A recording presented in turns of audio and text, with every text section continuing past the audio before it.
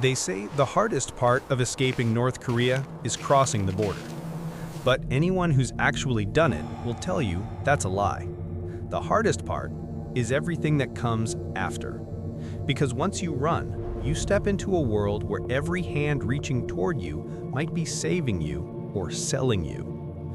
And that's the world Jiwoo stepped into the night she ran. She was 19, too old to dream, too young to be anyone's enemy.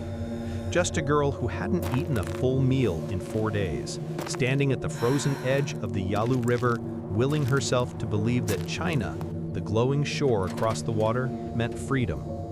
She didn't know that China had its own rules, its own invisible police, its own quiet deals with Pyongyang. The river was the easiest part. The real story began on the other side. Jiwoo's first night in China wasn't spent in a safe house or a rescue shelter, but in the back room of a rural restaurant, where a man with a soft voice and a hard smile took her phone, her coat, and her name. He told her she owed him money for protection, and because she had nowhere else to go, because even breathing in the open was a risk, she believed him. He wasn't a rescuer, he wasn't a smuggler, he was a broker. Part of the quiet economy built on defectors, a marketplace of fear where human beings are priced like livestock. This is the part of the story most people never hear, the part no government includes in speeches. Jiwoo was sold 3 days later, not to North Korea, but to a farmer in a village she had never heard of. She didn't understand the arrangement. She didn't understand the word bride. She only understood that the doors locked from the outside. If this sounds medieval, it isn't. It's modern. It's happening right now. And it's happening because defectors exist in a legal no man's land. Not citizens, not criminals, not refugees. Just bodies moving through the cracks between powerful countries, each with their own interests.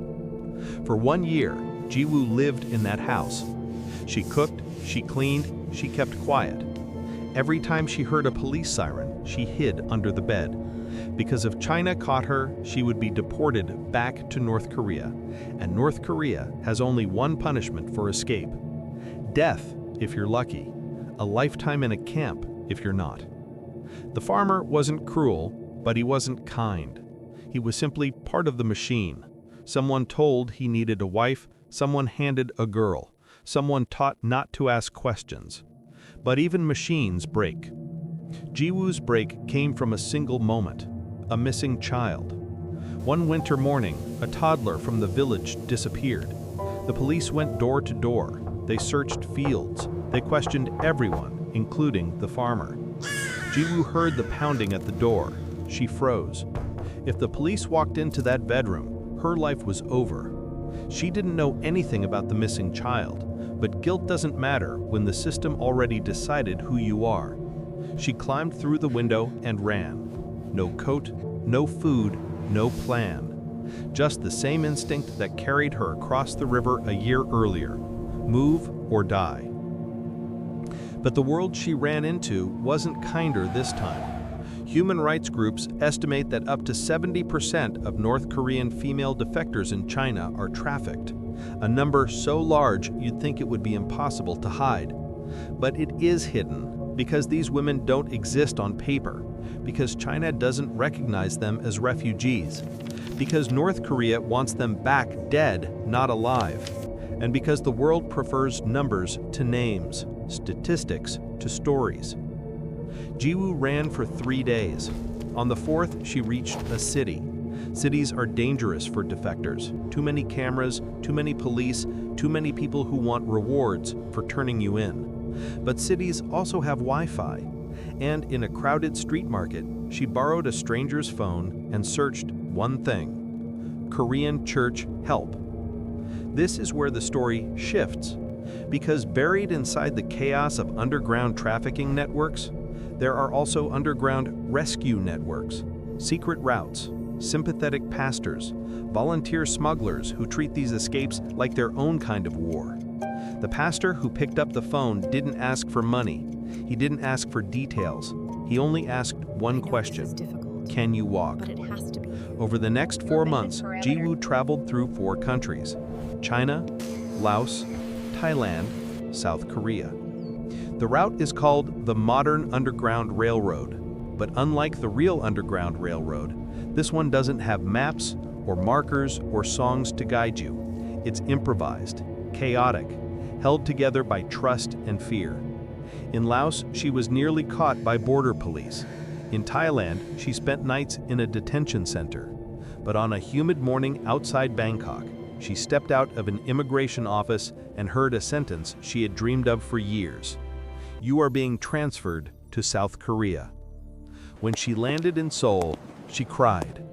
Not because she felt free, freedom takes longer to understand, but because nobody was chasing her. For the first time in her life, nobody owned her. Here's the part most people get wrong about stories like hers. The ending isn't clean. It isn't triumphant. Freedom isn't a switch, it's a slow thaw. Trauma doesn't disappear, it just stops being the only thing you feel. Today, Jiwoo lives in a small apartment outside the city. She studies English, she works part-time. She still jumps when she hears sirens. She still sleeps with the lights on, but she's alive. And sometimes, that's enough. Because escape stories aren't really about borders.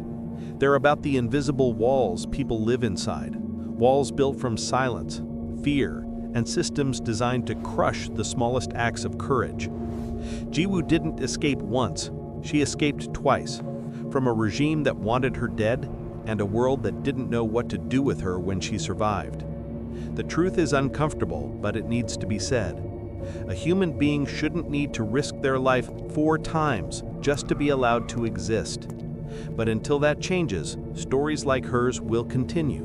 Not because people are brave, but because they're desperate.